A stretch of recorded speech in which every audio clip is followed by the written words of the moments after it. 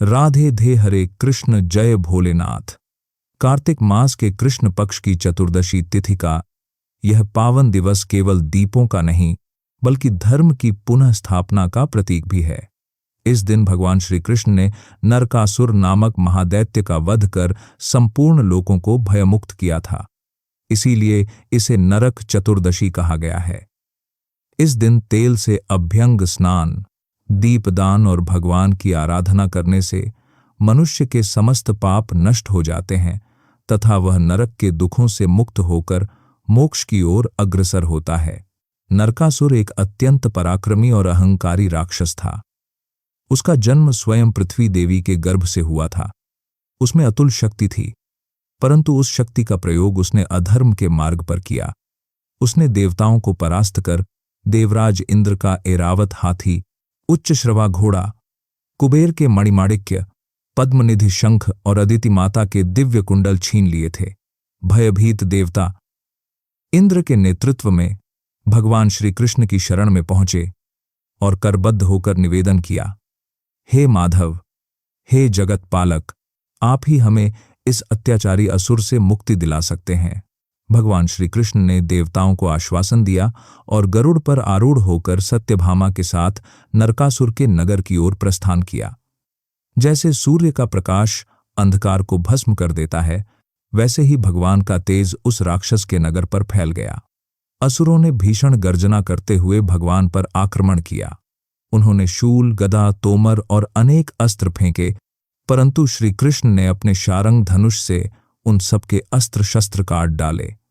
उनके बाण अग्नि के समान प्रचंड थे, जो प्रत्येक निशाचर को भस्म करते चले गए। अंततः नरकासुर स्वयं अपने दिव्य रथ पर आरूढ़ होकर रणभूमि में उतरा। आकाश कंपित हो उठा, दिशाएं अंधकारमय हो गईं और दोनों ओर से बाणों की वर्षा होने लगी। वह संग्राम इतना भयंकर था कि देवता भी भयभीत होकर देखने लगे। तभी भगवान श्री कृष्ण ने एक अर्धचंद्राकार बाण छोड़ा, जिसने नरकासुर का धनुष काट दिया। तत्पश्चात उन्होंने दिव्य अस्त्र से उसकी छाती भेद दी। नरकासुर भूमि पर गिर पड़ा। मरणासन्न असुर ने भगवान के चरणों की ओर निहारते हुए कहा, हे सर्वेश्वर, मुझे आपके दर्शन का सौभाग्य प्राप्त हुआ, इससे बढ़कर और कौन सा वर चाहिए। फिर भी मेरी मृत्यु के दिन जो मनुष्य स्नान और पूजन करें, उन्हें नरक का भय न रहे। भगवान मुस्कुराए और बोले, एवं अस्तु। नरकासुर ने श्रीहरि का चिंतन करते हुए अपने प्राण त्याग दिए और स्वयं परम धाम को प्राप्त हुआ। देवता और अश्विमंडल प्रसन्न होकर पुष्प वर्षा करने लगे। भगवान ने फिर देवताओं की लूटी गई संपत्ति उन्हें लौटा दी। अदिति के कुंडल, ऐरावत हाथी, उच्च श्रवा घोड़ा और कुबेर के रत्न सब वापस कर दिए। नरकासुर ने 16,000 कन्याओं को बंदी बनाकर अपने अंतःपुर में कैद कर रखा था। भगवान श्री कृष्ण ने उन्हें भी मुक्त कराया। उन सब ने श्री कृष्ण को अपने प्रभु के रूप में स्वीकार किया और श्रीहरि ने अपने अनंत रूपों में एक ही क्षण में उन सब का पाणी ग्रहण किया। इस प्रकार नरक चतुर्दशी का यह दिन केवल असुर विनाश का नहीं बल्कि धर्म और करुणा की विजय का प्रतीक बन गया।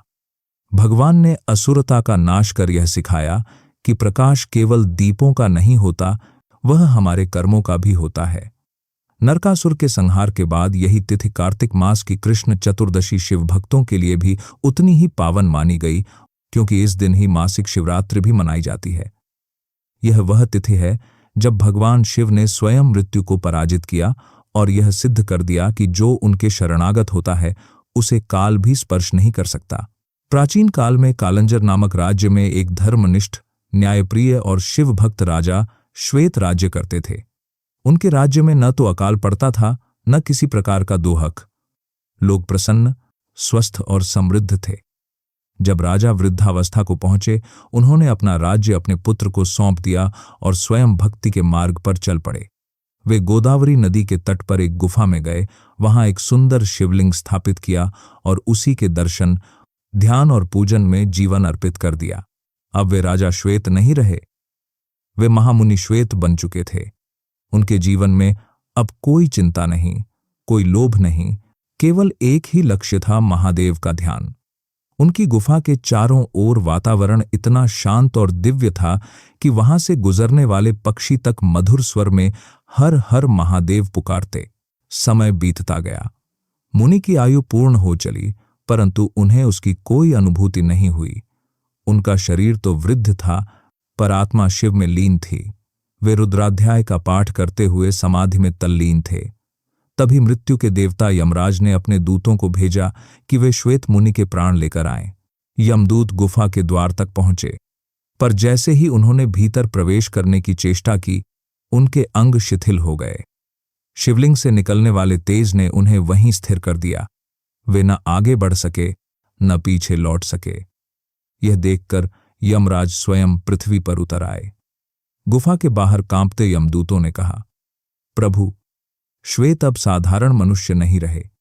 वे शिवभक्त महामुनि हैं। महादेव स्वयं उनके रक्षक हैं। हम उनके समीप नहीं जा सकते। यमराज ने क्रोधित होकर कहा, मृत्यु का विधान शाश्वत है। मैं स्वयं शिव से भी भयभीत नहीं। यह कहकर वे गुफा में प्रवेश कर गए। अंदर श्वेत मुनि ध्यान मग्न बैठे थे। अचानक उन्हें अपने समक्ष विकराल शरीर वाले यमराज दिखे। उन्होंने तुरंत शिवलिंग को आलिंगन किया और बोले, देव, जब वृषभध्वज मेरे रक्षक हैं तो मुझे किसी मृत्यु का भय नहीं। महादेव इस शिवलिंग में साक्षात विद्यमान हैं, आप लौट जाइए। यमराज ने हंसकर कहा, श्वेत, तुम मुझे नहीं जानते। त्रिदेव ब्रह्मा, विष्णु, महेश भी मेरे विधान से बच नहीं सकते। मैं काल हूं और तुम्हें यमलोक ले जाने आया हूं। श्वेत मुनि ने निर्भय होकर उत्तर दिया, तुमने काल के भी काल महाकाल को चुनौती दी है। देखो, वे अपने भक्त की रक्षा के लिए कैसे प्रकट होते हैं। यह कहकर उन्होंने शिवलिंग का नाम जपना प्रारंभ किया। यमराज ने क्रोध में अपना पाश फेंका और वह मुनि की ओर बढ़ा। तभी गुफा के द्वार पर प्रकट हुए भैरव बाबा महादेव के रक्षक। उन्होंने गरजकर कहा, हे यम, पीछे हटो। शिव भक्त पर तुम्हारा कोई अधिकार नहीं। यमराज ने ध्यान नहीं दिया तो भैरव ने अपने त्रिशूल से आघात किया। उस प्रहार से मृत्यु के देवता वहीं निष्प्राण होकर गिर पड़े। गुफा प्रकाश से भर गई। तभी भगवान शिव के पुत्र कार्तिकेय वहां पहुंचे और यमराज पर अपने शक्ति अस्त्र का प्रहार किया, जिससे उनका देह तेज लुप्त हो गया।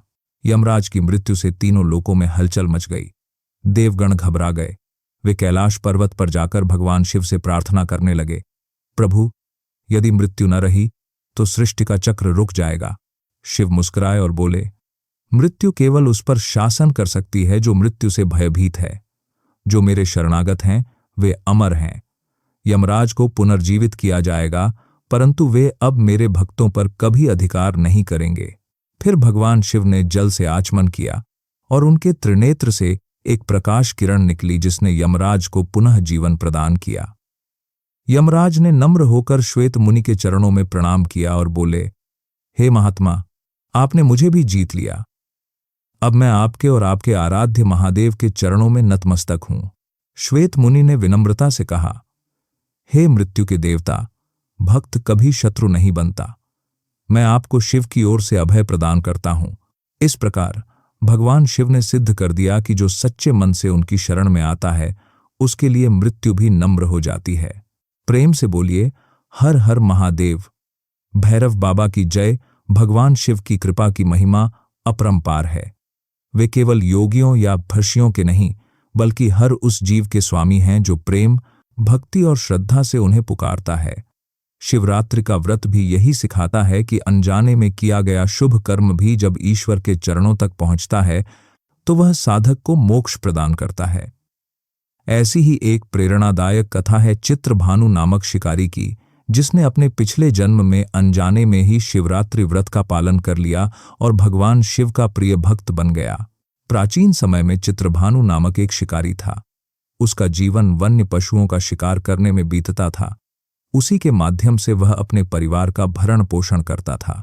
वह एक साहूकार का ऋणी था, परंतु समय आने पर अपना वाण चुका नहीं पाया। क्रोधित साहूकार ने उसे बंधक बना लिया और शिव मठ में बंद कर दिया। संयोगवश वही दिन महाशिवरात्रि का था। साहूकार के घर पूजा हो रही थी। मंत्रोच्चार गूंज रहे थे। धूप और दीप से वातावरण सुगंधित था। शिकारी भी वहीं बंधा बैठा। पूजा पाठ की बातें सुनता रहा। उसकी आत्मा में पहली बार शिव नाम की ध्वनि पड़ी। संध्या होते होते साहूकार ने उसे बुलाया और कहा, कल तक तुम्हें सारा कर्ज चुकाना होगा। शिकारी ने वचन दिया कि अगले दिन वह भौर चुका देगा। तब साहूकार ने उसे मुक्त कर दिया। भूख और प्यास से व्याकुल शिकारी रात के अंधकार में जंगल की ओर निकल पड़ा। वह शिकार की तलाश में बहुत दूर निकल आया। जब गहरी तीन निकल पर रात हो गई तो उसने सोचा कि अब तो उसे यहीं रात्रि बितानी पड़ेगी। वह एक बेल वृक्ष पर चढ़ गया जिसके नीचे एक शिवलिंग स्थित था, पर उसे यह बात ज्ञात नहीं थी। टहनियां तोड़ते हुए उसने अनजाने में कुछ बेलपत्र शिवलिंग पर गिरा दिए। उसके शरीर में पवित्रता का प्रवाह हुआ, पर उसे एहसास नहीं था कि उसने भगवान शिव की आराधना का प्रथम चरण पूर्ण कर लिया है। थोड़ी देर बाद एक गर्भवती हिरणी तालाब की ओर पानी पीने आई। शिकारी ने धनुष पर बाण चढ़ाया, किंतु जैसे ही डोरी खींची, हिरणी बोली, हे शिकारी, मैं गर्भिणी हूं, शीघ्र ही बच्चे को जन्म दूंगी। कृपया आज मुझे मत मारो। मैं अपने बच्चे को जन्म देकर कल तुम्हारे समक्ष स्वयं उपस्थित हो जाऊंगी। शिकारी का हृदय पसीज गया। उसने डोरी ढीली कर दी और हिरणी झाड़ियों में गायब हो गई। उसने जब धनुष नीचे किया तो बेल के कुछ और पत्ते शिवलिंग पर गिर गए। इस प्रकार उसके द्वारा अनजाने में शिवरात्रि की प्रथम पहर की पूजा पूर्ण हो गई। थोड़ी देर बाद एक और हिरणी उधर से गुजरी। शिकारी की आंखें चमक उठीं। उसने पुनः धनुष ताना। हिरणी ने विनम्र स्वर में कहा, मैं अभी अभी तुझसे निवृत्त हुई हूं, अपने प्रिय से मिलने जा रही हूं, मुझे जाने दो। मैं वचन देती हूं, थोड़ी ही देर में लौट आऊंगी। शिकारी ने उसे भी जाने दिया। बेलपत्र फिर शिवलिंग पर गिरे और अनजाने में दूसरी पहर की पूजा भी संपन्न हो गई। अब शिकारी भूख और प्यास से तड़प रहा था, फिर भी वह बेल वृक्ष पर बैठा रहा। समय बीतता गया, तभी एक और हिरणी आई, इस बार अपने छोटे बच्चों के साथ। शिकारी ने सोचा, अब इन्हें छोड़ूंगा नहीं, पर जैसे ही उसने डोरी खींची, हिरणी बोली, हे शिकारी, मेरे बच्चों को पहले उनके पिता के पास जाने दो। मैं वचन देती हूं, फिर तुम्हारे पास लौट आऊंगी। शिकारी ने क्षण भर सोचा, फिर उसे भी जाने दिया। उसके हृदय में करुणा जाग चुकी थी। कुछ और बेलपत्र नीचे गिरे और तीसरी पहर की पूजा पूर्ण हो गई। अब वह न पूरी तरह शिकारी रहा था, न पापी। उसका हृदय धीरे धीरे निर्मल हो रहा था। तभी अंतिम पहर में एक बलवान हिरण आया। शिकारी ने सोचा, अब मैं किसी को नहीं छोड़ूंगा। उसने धनुष पर तीर चढ़ाया, पर हिरण बोला, यदि तुमने मेरी पत्नियों और बच्चों को जीवन दान दिया है तो मुझे भी कुछ समय दो, मैं उन्हें लेकर स्वयं तुम्हारे सामने लौट आऊंगा। शिकारी ने गहरी सांस ली और कहा, ठीक है, जा, पर लौट आना। रात समाप्त होने को थी। शिकारी का अनजाने में उपवास, रात्रि जागरण और बेलपत्र अर्पण पूरा हो चुका था। प्रातः होते ही हिरण अपने परिवार सहित लौट आया। उसे देखकर शिकारी का मन भर आया। उसने उनके प्रेम, सत्य और पवित्रता को देखकर अपने कर्मों पर पश्चाताप किया। उसने बाण नीचे रख दिया और कहा, आज से मैं किसी प्राणी को नहीं मारूंगा। उस क्षण से उसका हृदय पूर्णतः बदल गया। भगवान शिव के नाम का स्पर्श उसके भीतर अमर हो गया।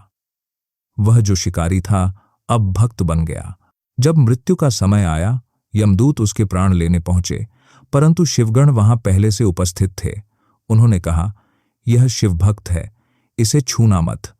यमदूत लौट गए और चित्रभानु को भगवान शिव के लोक में स्थान मिला। यह वही कारण था कि अगले जन्म में भी वह अपने पूर्व जन्म को याद रख सका और शिवरात्रि का व्रत करता रहा। इस प्रकार जो भी प्राणी अनजाने में भी शिवनाम का स्मरण करता है, वह मृत्यु से नहीं डरता, क्योंकि शिव का नाम ही अमृतत्व का वरदान है। प्रेम पूर्वक बोलिए, हर हर महादेव। प्रातःकाल की मंद रश्मियां जब वन में फैलीं, तब चित्रभानु नामक वह शिकारी उसी बेल वृक्ष के नीचे खड़ा था जहां उसने रात्रि बिताई थी। उसके सामने वही मृग परिवार खड़ा था, तीनों हिरनियां और उनके बच्चे, साथ में वह बलवान हिरण जिसने कहा था कि वह लौट आएगा। सभी के नेत्रों में कोई भय नहीं था, बल्कि करुणा और शांति झलक रही थी। वह दृश्य ऐसा था जैसे स्वयं करुणा मूर्तिमान हो गई हो। शिकारी के हाथ कांप उठे। उसके भीतर जो क्रूरता थी वह गलने लगी। उसने धनुष नीचे रख दिया और आंसुओं से भीगे स्वर में कहा, हे प्रभु, ये जीव तो मुझसे अधिक धर्मनिष्ठ हैं, मैं कैसे इन्हें मार सकता हूं। उसके इन शब्दों के साथ ही उसकी आत्मा का रूपांतरण हो गया। वह जो अब तक केवल जीवन यापन के लिए हिंसा करता था, आज उसी जीवन के प्रति करुणा से भर उठा था। उसी क्षण एक मधुर प्रकाश उस बेल वृक्ष के नीचे फैला। वह प्रकाश बढ़ते बढ़ते शिवलिंग से निकलने लगा। वहां स्वयं भगवान शंकर प्रकट हुए, गले में सर्प, माथे पर चंद्रमा, शरीर पर भस्म और नेत्रों में अपार करुणा। उनका दर्शन पाते ही शिकारी भूमि पर गिर पड़ा। भगवान शिव बोले, वत्स, तुमने अनजाने में ही मेरे व्रत का पालन किया है। तुमने उपवास किया, रात्रि जागरण किया और बेलपत्र अर्पित किए। तुम्हारे द्वारा किसी की हत्या नहीं हुई, बल्कि तुमने करुणा दिखाई। यह तुम्हारी आत्मा का पुनर्जन्म है। आज से तुम मोक्ष के अधिकारी हो। शिकारी का हृदय आनंद से भर गया। उसने कांपते हाथों से भगवान के चरणों को स्पर्श किया।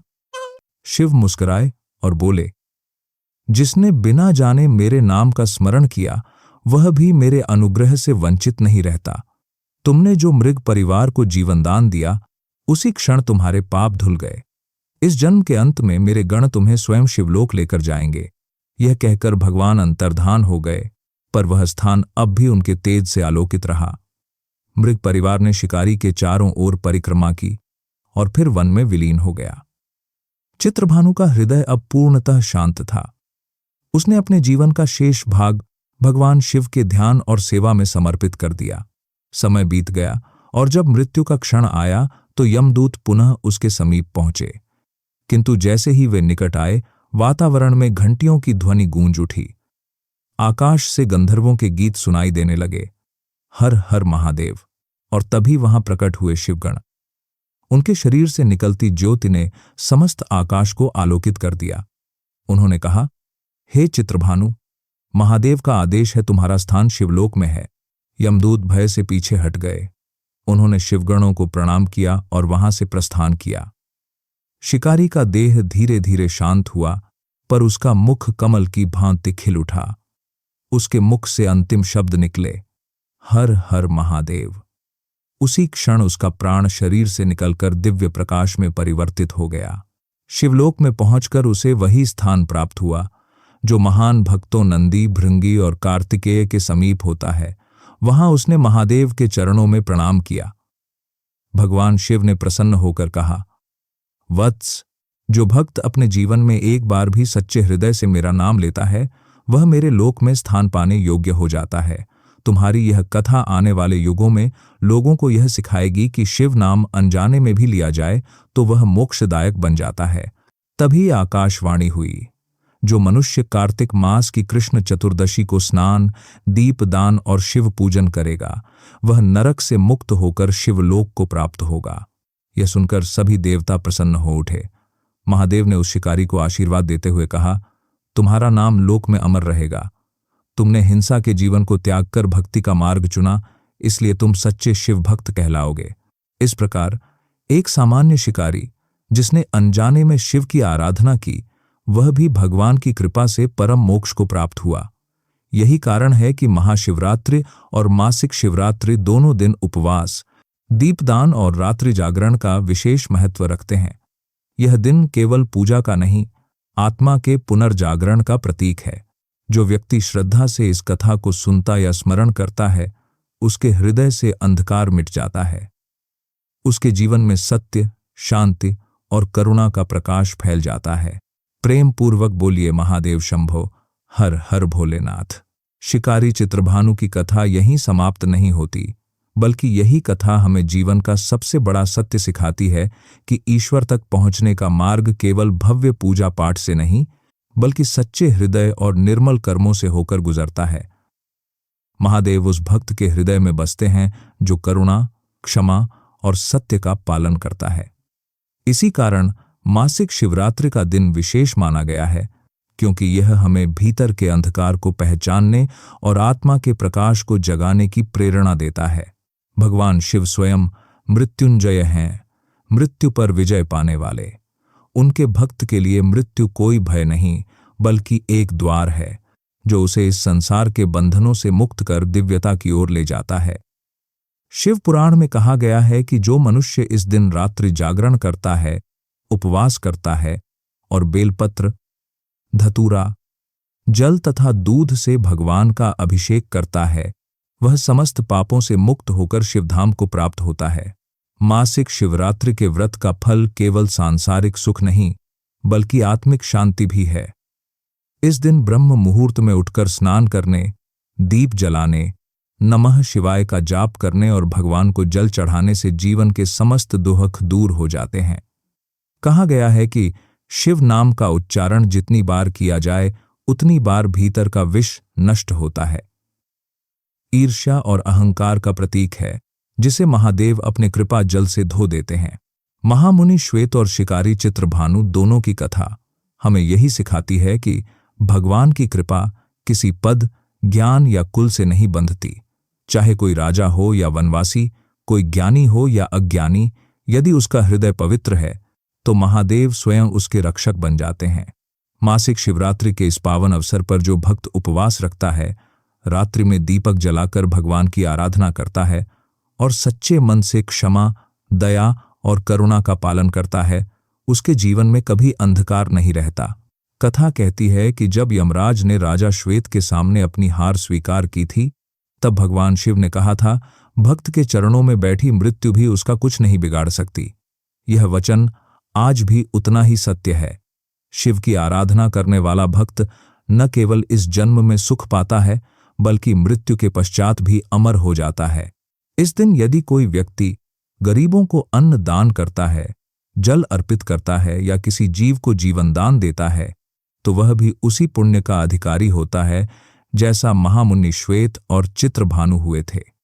क्योंकि शिव केवल उन मंदिरों में नहीं हैं जो पत्थर से बने हैं, वे हर उस हृदय में निवास करते हैं जहां करुणा की ज्योति जलती है। कार्तिक मास की यह चतुर्दशी, जब नरकासुर का नाश हुआ और जब शिव भक्तों ने मृत्यु पर विजय पाई, यह दिन दो प्रकाशों का संगम है।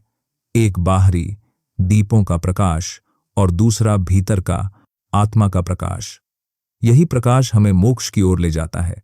शिवरात्रि की इस कथा का स्मरण करते हुए जब कोई भक्त नमः शिवाय का जाप करता है तो उसका हर श्वास पवित्र हो जाता है। उसका मन संसार के बंधनों से मुक्त होकर उसी परमेश्वर में विलीन हो जाता है जहां कोई भय नहीं, कोई मृत्यु नहीं, केवल शांति और सत्य का सागर है। जो भी इस कथा को श्रद्धा से सुनता या सुनाता है, वह भगवान शिव का प्रिय हो जाता है। उसके जीवन में प्रेम, आनंद और समृद्धि का वास होता है। यही है मासिक शिवरात्रि का दिव्य संदेश। अंधकार मिटाओ, दीप जलाओ और अपने भीतर के शिव को पहचानो। प्रेम पूर्वक बोलिए, नमः शिवाय, हर हर महादेव, जय भोलेनाथ।